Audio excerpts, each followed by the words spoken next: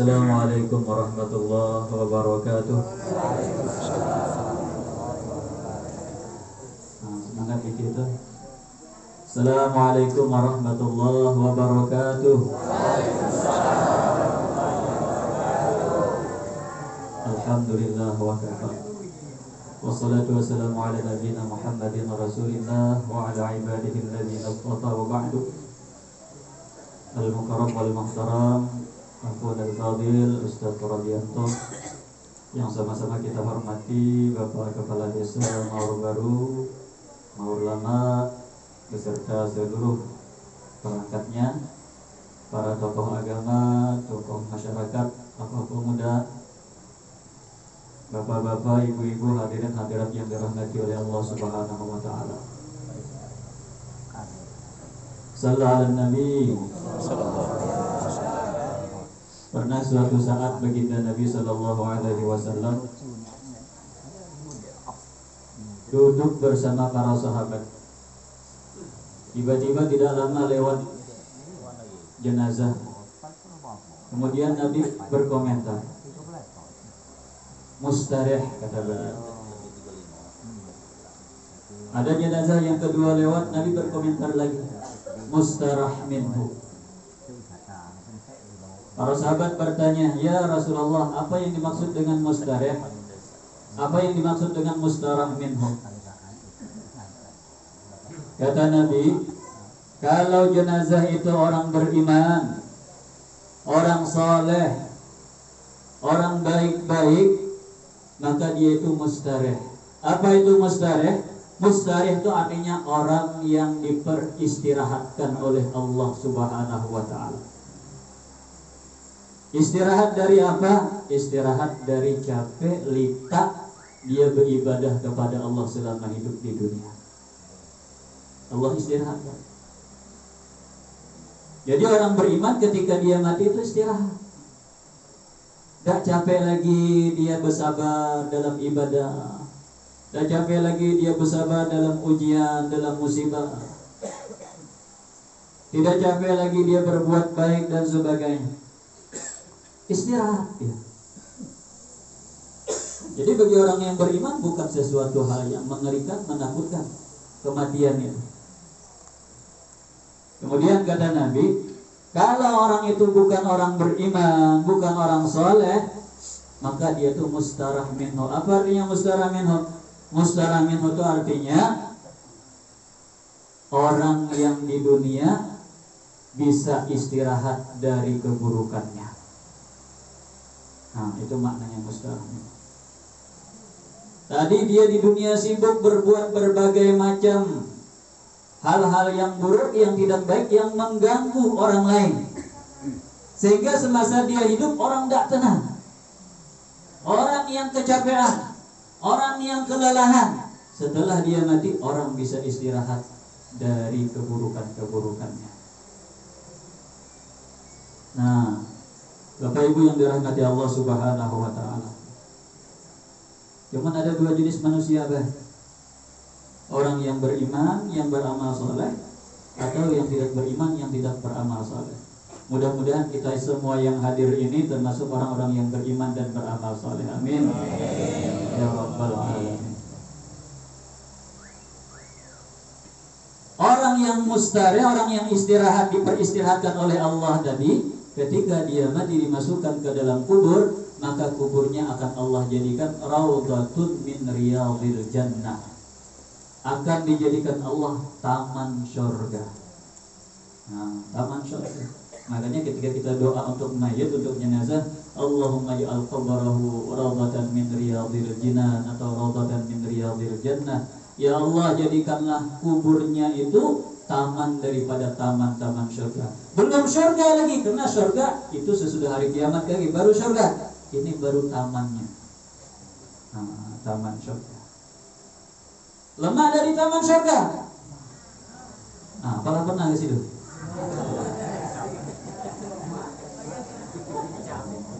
Jangankan taman surga, taman di dunia baik lemahnya. Nah, apalagi taman surga.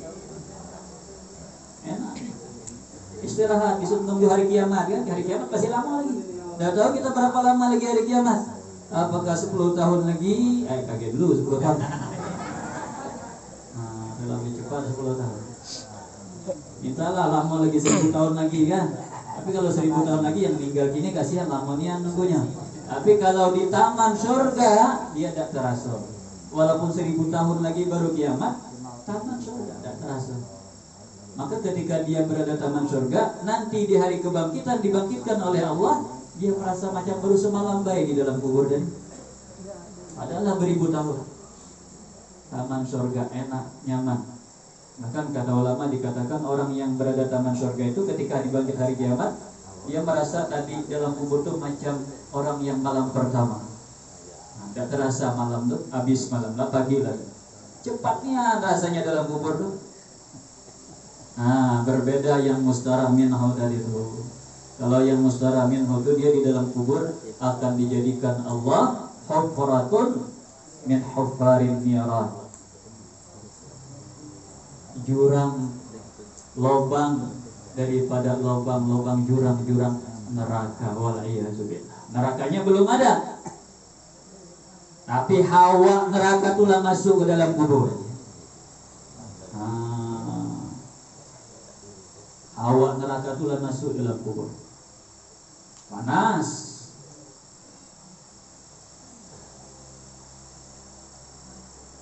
Kejepit.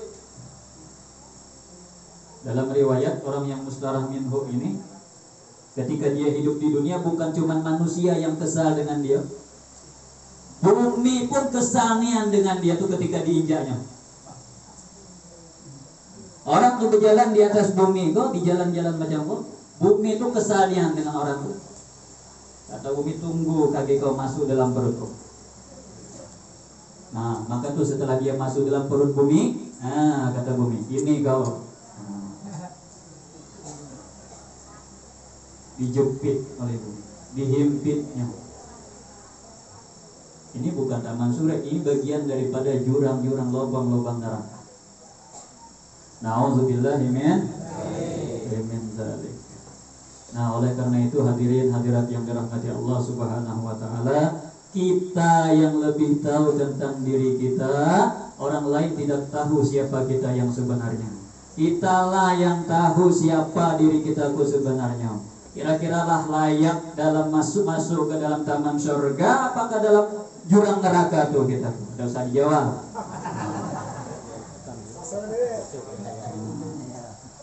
Kita yang lebih tahu. Kita yang lebih tahu tentang diri kita. Maka kita dengan Allah Subhanahu wa taala, sungguh-sungguhlah kita bertobat, sungguh-sungguhlah kita memperbaiki diri, mumpung masih ada kesempatan. Taubat akan selalu diterima Allah Subhanahu wa taala sebelum datang dua macam.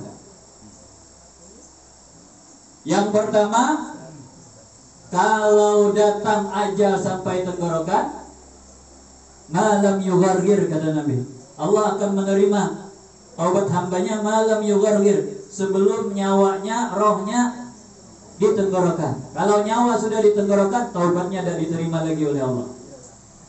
Yang kedua, taubat masih diterima oleh Allah selama matahari belum terbit dari barat. Kalau matahari sudah terbit dari barat, taubat dan diterima lagi oleh Allah Subhanahu wa taala. Nah, kalau terbit dari barat kita sudah tahu tak berapa lama lagi kan. Tapi yang yughargir ini tadi, yughargir itu apa artinya? Lah, kalau bahasa kita lamun. Nah, tuh bahasa kita ulang napas di ujungnya. Itu yughargir namanya. Tidak berapa napas lagi selesai. Waktu itu baru bertobat, tidak diterima lagi oleh Allah Subhanahu wa taala. Tidak terima lagi. Kenapa? Karena waktu itu sudah diperlihatkan oleh Allah Subhanahu wa taala. Yang mustarih tadi diperlihatkan oleh Allah, tempat kamu di sini nantinya, malaikat membukakan hijab. Ini tempat kamu di surga, ini nanti tempat kamu.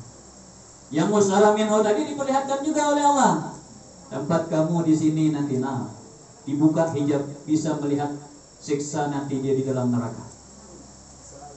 Takutnya, nah, Nah, bertobat pada waktu itu tidak diterima lagi oleh Allah Subhanahu wa ta'ala. Maka kinilah kalau nak bertobat, tobat lagi nih. Nah, jangan age bae tunggu corona sudem. Tak pakai sudem corona kok. Nah, tobat. Bagaimana cara bertobat Pak Ustaz? Nah, cara tobat bagaimana? Cara bertobat yang pertama menyesal atas kesalahan-kesalahan kita. Yang kedua, berhenti dari perbuatan itu. Stop. Jangan hari ku tobat besok lagi. Belum tobat lagi. Stop, berhenti. Dan yang ketiga, berjanji dalam hati, berazam, berikrar, tidak akan mengulangi lagi selama-lamanya. Yang keempat, kalau berhubungan dengan manusia, kesalahan itu minta halal, minta ridha dengan manusia yang bersangkutan. Kalau berkenaan dengan harta benda, kembalikan. Nah, ingat-ingat kalau ada yang masa dulu, masa sekolah, sampai masa kecil, beli gorengan, makan 3, bayar 1. Nah, itu harus dikembalikan dulu.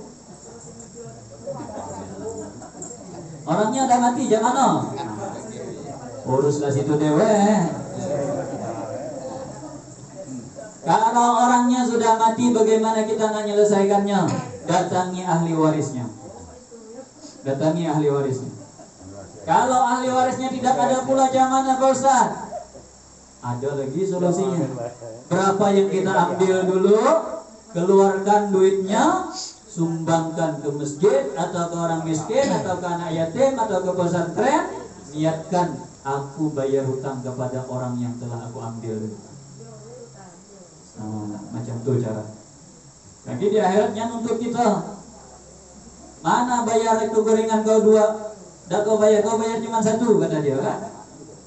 Kita sudah bisa bayar, sudah aku bayarkan pahala sedekahku ke masjid itu untuk kamu, selesai. Bayar, jangan tak bayar. Macam itu cara. Jadi Bapak Ibu hadirin hadirat yang dirahmati Allah Subhanahu wa taala, ini cara bertobat. Kemudian ada lagi cara bertobat yang berikutnya dengan 3 macam. Yang pertama takhalli, yang kedua tahalli, dan yang ketiga tajalli. Ini dalam ilmu tasawuf. Taubatnya apa itu takhalli? Takhalli itu artinya sama dengan tadi, berhenti, hilangkan semua yang kotor-kotor, semua yang tidak baik, bersihkan, mandi kalau bahasa kita. Badan kita kok kotor, mandi, dicuci, disabun. Itu takhalli namanya. Bersihkan. Badan kita ku banyak dosa, bersihkan. Yang kedua, at-tahalli. Apa itu tahalli? Badan sudah bersih, pakai minyak wangi, pakai pakaian yang rapi, yang bersih. Itu tahalli namanya, berhias. Hiasi diri dengan yang baik, yang bersih. Jangan lagi dikotori. Kalau sudah mandi masuk dalam siring lagi misalnya, sudah mandi ngangkut model lagi misalnya, kotor lagi, bau lagi kan. Nah, kalau sudah mandi, sudah bersih-bersih, pakai minyak wangi, bersih, pakai pakaian yang bersih. Itu tahalli namanya. Sudah kita tinggalkan sudah yang buruk-buruk tadi, kita sudah bersih-bersih. Sekarang kita ganti ini yang baik-baik. Tadinya kaki tidak pernah jalan ke masjid, sekarang kita gunakan kaki ini untuk ke masjid. Tadinya mataku tidak pernah tegeli Al-Quran, kini mataku kita pakai untuk melihat Al-Quran. Mulutku tadinya sukanya nyanyi itulah misalnya kan. Gini kita rubah mulut untuk membaca Al-Quran, baca zikir pagi-pagi, petang-petang atau malam-malam, la ilaha illallah, la ilaha. Itu namanya tahalli. Kemudian yang ketiga, yang terakhir, tajalli. Nah, tajalli ini akan muncul sendiri ketika kita sudah benar-benar sempurna di dalam tahalli tadi, di dalam berhias sempurna, maka akan muncul tajalli. Apa itu tajalli? Tajalli itu artinya timbulnya sifat-sifat Allah dari diri kita. Allah punya sifat pengasih penyayang, maka kita menerjemahkan sifat pengasih penyayang Allah itu pada diri kita. Allah punya sifat pemaaf, maka Allah akan muncul sifat pemaaf Allah itu pada diri kita, dan mudah kita dendam, mudah sekali memaafkan kesalahan orang. Ini tajalli sudah namanya. Allah itu maha dermawan, muncul sifat Allah itu dalam diri kita, mudah kita bersedekah, mudah kita membantu orang lain, baik dengan harta ataupun dengan tenaga ataupun dengan pikiran dan sebagainya. Kalau sudah semacam itu berarti sudah sempurna ubudiyah kita kepada Allah Subhanahu wa taala, maka orang ini nanti akan termasuk yang mustarih tadi, orang yang akan diistirahatkan oleh Allah Subhanahu wa taala ketika dipukul beduk 3 kali, duk di masjid, kemudian inna lillahi wa inna ilaihi raji'un, telah meninggal dunia. Nggak tahu siapa. Nggak berani nak nyebut, kalau dikabul Tuhan malah pulang.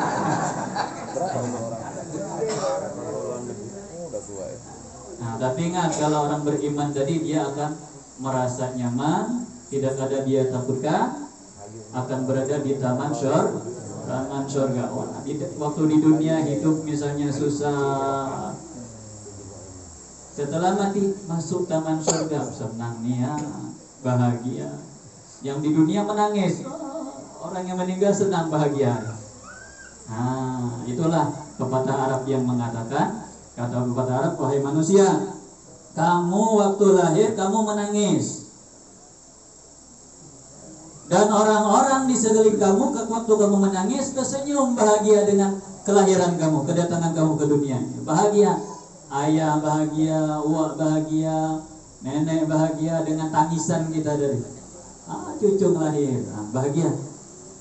Waktu lahir kita nangis, orang tersenyum bahagia. Maka usahakan ketika kita meninggalkan dunia ini, kita tersenyum bahagia. Nah, orang yang di sekeliling kita kok yang menangis, gantian. Gantian. Bagaimana caranya? Ya macam itu tadi, yang seperti yang aku jelaskan tadi.